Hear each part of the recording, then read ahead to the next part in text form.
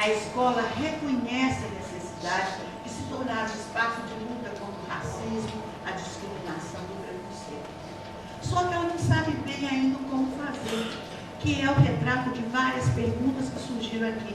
Rosa, tá certo, eu sei que eu tenho que trabalhar para ser um profissional competente, para que a escola possa efetivamente assumir o seu lugar social, para que ela possa cumprir os seus objetivos, ela tem que trabalhar essa questão, mas eu ainda não sei como.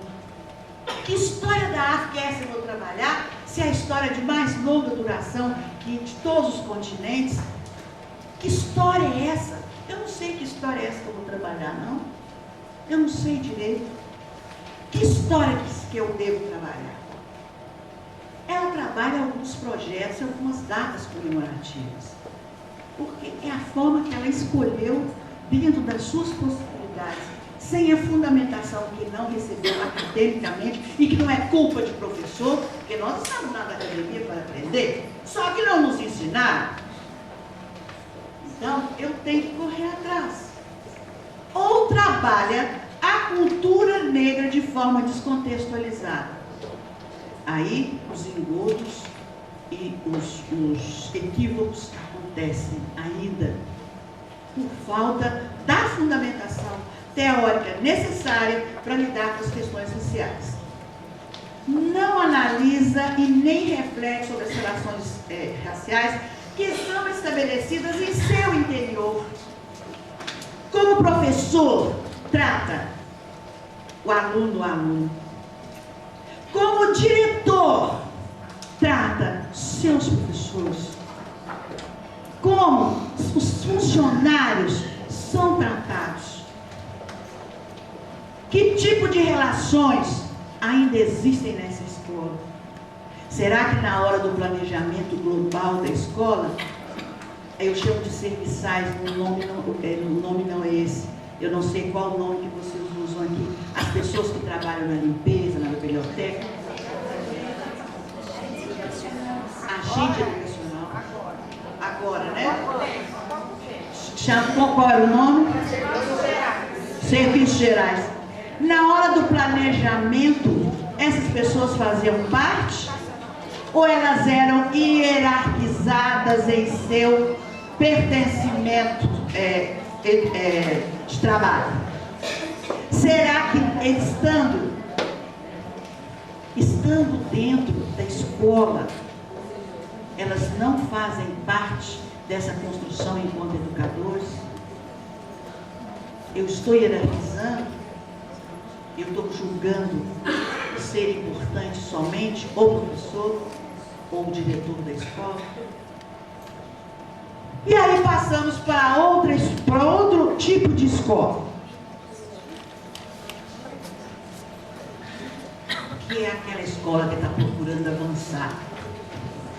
A escola começa a repensar o seu papel de agente de transformação e percebe que se ela não trabalhar na perspectiva da diversidade, dos paradigmas mundiais, de sustentabilidade planetária através de justiça social, de reconhecimento de direito, ela não vai funcionar adequadamente, não vai ser eficiente na sua função social como escola, como agente de transformação e de educação. A escola toda procura fundamentar-se para refazer a sua prática.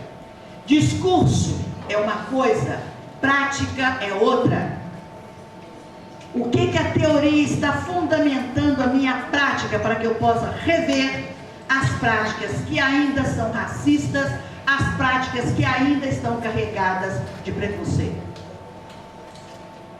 Os projetos sobre a questão racial deixam de ser esporádicos e passam a fazer parte do currículo escolar. Então, isso é um avanço.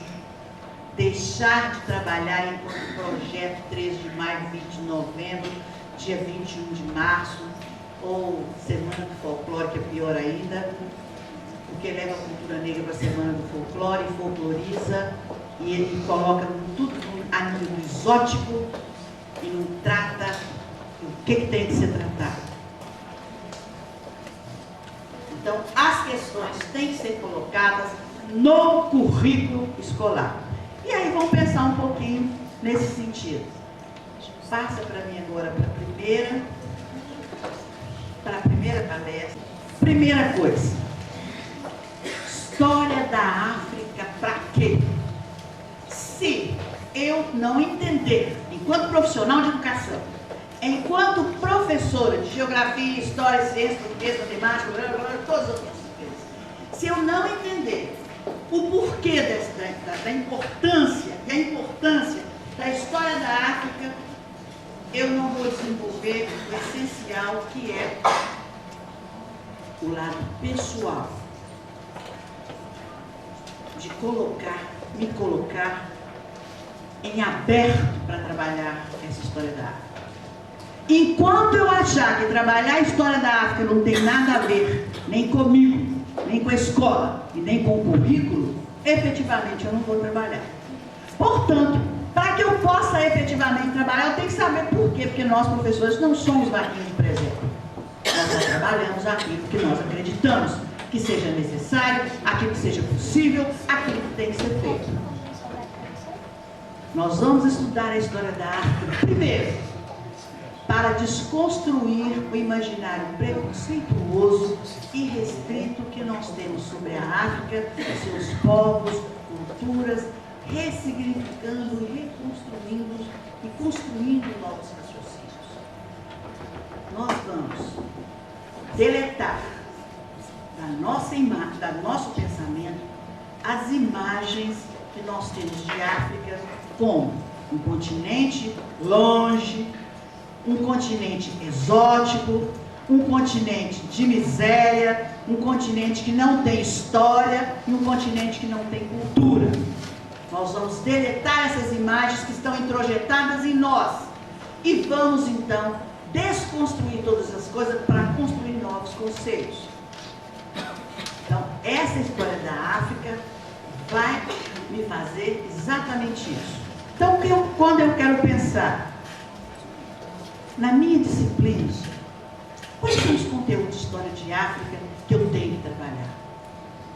Se eu tenho como referencial que a história da África deve partir exatamente da desconstrução desse imaginário, eu já tenho na minha cabeça, fazendo uma articulação com os conteúdos com que eu já trabalho, eu faço essa articulação e vou descobrir quais são os conhecimentos que eu tenho que acoplar ao que eu trabalho normalmente na minha disciplina para saber.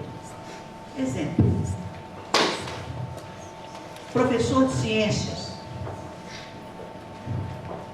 da quarta série, eu não sei como vocês colocam aqui, do primeiro nível, isso é fundamental. Quinto ano, vai trabalhar a pele. Porque nós trabalhamos o corpo humano, não é isso? Não é a gente que está aqui, trabalhamos o corpo humano. Trabalhamos a pele, trabalhamos os sistemas, trabalhamos todos os sistemas? Tá. Trabalhamos a pele. Se eu trabalho a pele, mas eu não toco com os meus alunos na minha aula de ciências o que é melanina, o que é o folículo piloso do cabelo crespo, eu não estou trabalhando uma perspectiva da diversidade. Porque se o meu aluno não souber que ele é negro em função da quantidade de melanina que ele possui, ele vai pelo senso comum, pela história da avó, pela história da tia, que contou para ele uma história. A avó contou e falou: "Ô, avó, por que eu sou negro, né?" E essa história que aconteceu na minha família, e as mulheres negras que estão aqui, com certeza também tem essa mesma história para contar. "Ô, vó, mas por que eu sou negro?" "Ô, meu filho, Deus criou os homens todos do mesmo barro, então somos todos iguais. E aí ele mandou que os negros," ela já está rindo que ela sabe que a história é essa, mandou que todos os negros passassem pelo rio, e foi passando essa quantidade. Então, mandou que todos os negros, mandou que todos os seres humanos passassem e tomassem um banho no rio para tirar a sujidade. Olha bem. E aí foram todos passando. Mas aí o rio foi secando. E o coitado dos últimos só tiver a condição de molhar a palma da mão e a sola dos pés. Então esses são os negros, porque eles não tiveram coisa para tomar um banho inteiro, só molhar a palma da mão e os pés. Então por isso é que nós somos negros. Gente, a gente ri, a gente acha engraçado, mas é triste. Porque essa história ainda permanece na cabeça de um número muito grande que ouviu a avó dizer. Sabe por quê? Porque a professora na aula de ciências não diz a ele que a tonalidade de pele vem da quantidade de melanina que tem no meu organismo. Isso nunca foi tocado. Quanto mais melanina eu tenho, mais negro eu sou. Quanto menos melanina, mais claro eu sou. Se eu não tenho melanina nenhuma, então eu possuo uma doença que se chama albinismo. Este é o conhecimento científico que tem que ser agregado na aula de ciências para que eu possa trabalhar e entender por que o negro, por que o negro é negro, qual a sua ascendência, a sua descendência. Se eu ainda falo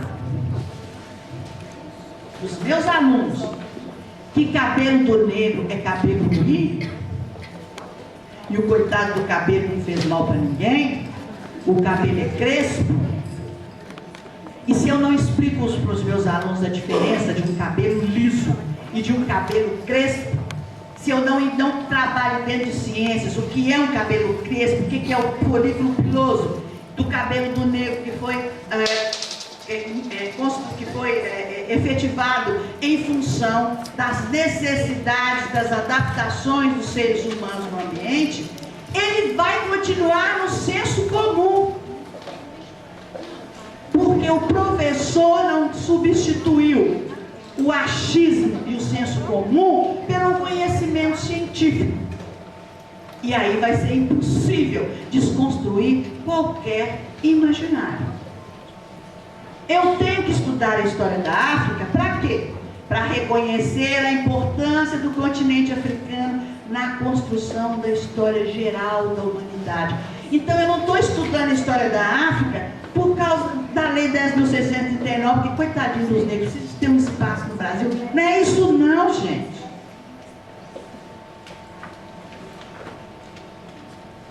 Nós estamos estudando a história da África para colocar no lugar correto um continente que foi alijado da historiografia oficial em função do racismo, em função da necessidade do imperialismo antigo de subjugar um continente para poder dominá-lo e tirar de lá todas as suas riquezas. Se eu, professor, profissional de educação, não domino este conhecimento, que os estereótipos e os preconceitos que foram construídos em relação à África, ele vem desse imperialismo antigo, que desejava tirar toda a riqueza de África, inclusive a riqueza humana, para vender, que era do ser humano, para vender. Eu estou devendo este conhecimento aos meus alunos. Portanto, eu tenho que colocar o continente africano no mesmo patamar que todos os outros continentes, sem hierarquizar, sem colocá-lo apenas como um continente da miséria, da pobreza e da negrada, sem história, que é o que está na nossa cabeça. Eu vou resgatar o continente africano enquanto a mãe da humanidade, porque a humanidade, o processo de hominização começou em África. Se meus alunos do ensino fundamental não sabem que todo o processo de hominização, desde o Australopithecus até o Homo sapiens sapiens, o único lugar do planeta que tem o registro de todo esse processo de hominização